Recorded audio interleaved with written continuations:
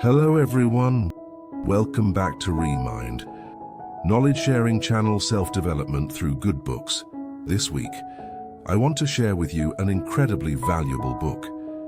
This book is called The Old Man and the Sea with the title, Understanding the Old Man and the Sea. You will no longer complain about your job anymore. Alright, now let's get started together. In 1954, Hemingway won the Nobel Prize in Literature for his novel, The Old Man and the Sea.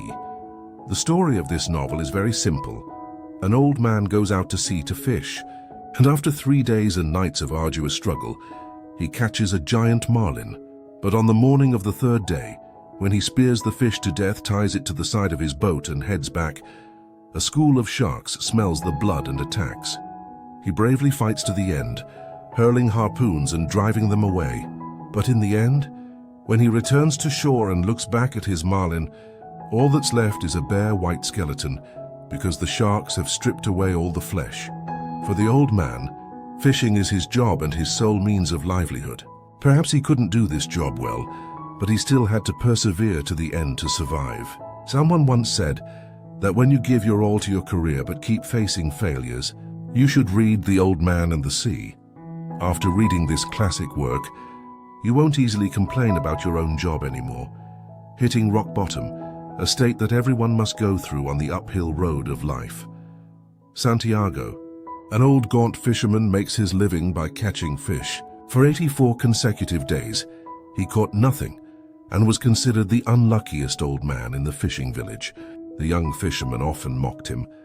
But in the face of life's contempt, the ridicule from people in the industry, or the uncomprehending looks from others, the old man didn't feel the slightest bit hurt or bothered. Every early morning, he would greet the first rays of sunlight and head out to sea to fish as usual, with a firm belief that he would surely bring back a catch. Many times in life, we are just like old man Santiago. We work hard but see no progress. We need to know that doing any job is like climbing a mountain. Don't get discouraged even if you're at the very bottom of the valley. Because when you're at the bottom, no matter which direction you go, it can lead you uphill. In this world, there's never been an easy job. It only depends on who can be resilient and have the willpower to overcome it. Many people, when they encounter a job that doesn't meet their expectations, their first reaction is to want to change jobs. But think about it. If you switch to another job, will things really get better? The answer is not necessarily. We need to know that when a job doesn't go as planned for the moment, don't rush to deny yourself. Instead, persist and try it for a while.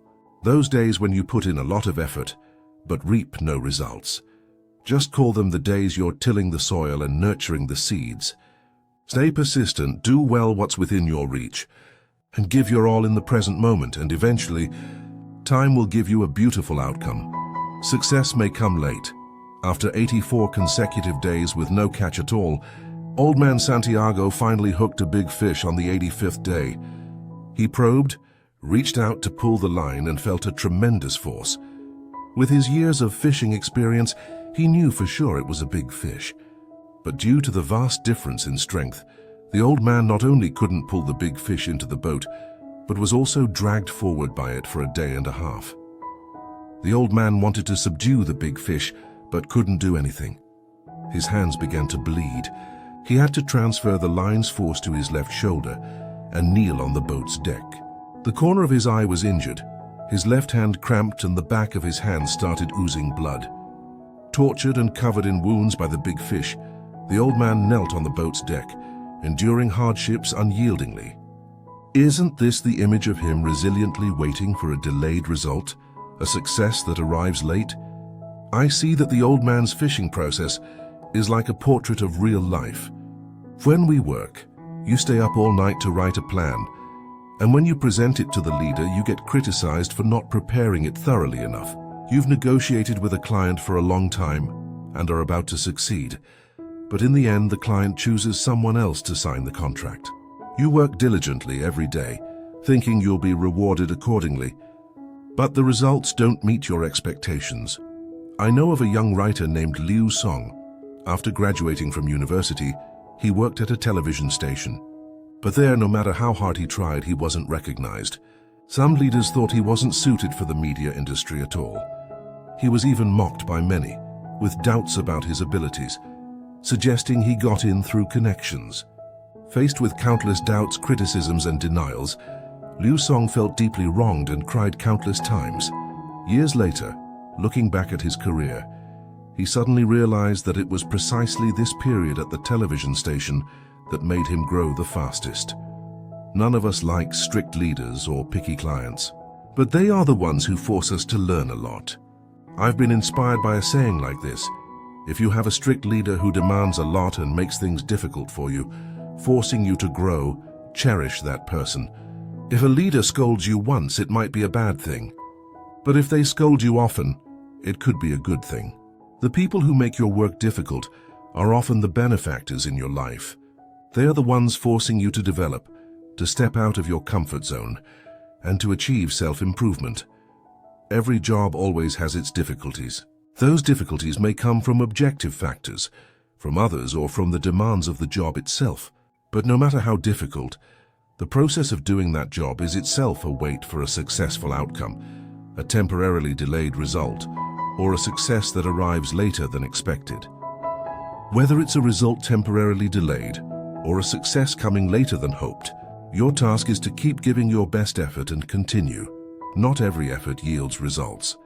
After many hours of confrontation, when the big fish was exhausted, Santiago seized the opportunity and gave his all to thrust the harpoon into the fish, and finally it died. Just as the old man was joyfully preparing to bring his trophy home, the school of sharks smelled the blood and rushed in to attack. After a fierce and resilient battle with the sharks, in the end the old man couldn't save his fish. What he brought back was just a skeleton stripped clean of flesh. All his efforts over the previous 3 days and nights became meaningless in an instant. If he had brought the big fish back, the old man could have proven his ability to everyone around.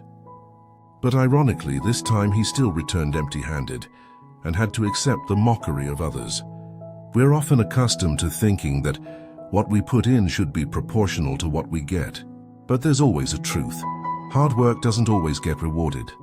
I know a friend who works in IT research. He's very diligent, hardworking, and can be said to have more discipline than most. This friend spent 3 years tirelessly researching a literary software product. But when it was released to the market, it failed miserably. Many wondered, such a useful product combined with the creator's diligence and intelligence, why did it end so badly? But that's the reality of life. Faced with failure and helplessness, some people retreat, sink into sorrow, lose heart, and complain. But others continue to learn from their failures and fight to move forward. My friend is like that. He reminds me of a saying by an economics professor.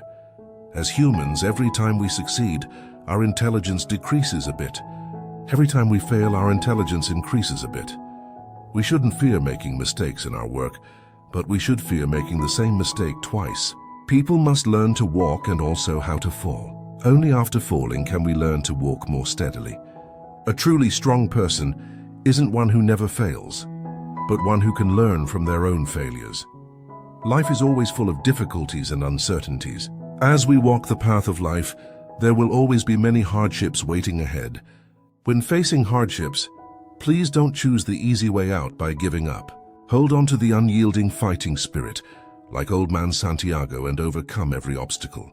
When you persist until the very last moment, the light at the end will always welcome you. And even if you fail, you still need an open heart. At least you persisted. Persistence doesn't guarantee success, but if you don't persist, you will fail. Remember the acceptance speech for the Nobel Prize for the Old Man and the Sea. Everyone should remember that brave people are tested and forged in various circumstances. It is to face this cold, cruel world, not to complain about that great tolerant era. The Old Man and the Sea is a book worth keeping on your bookshelf. Reading it is like a lighthouse always guiding you. Please share this radio episode with those around you to collect the complaints in work and study. Like old man Santiago, always preparing his harpoon, and in the end you will catch the big fish of your life.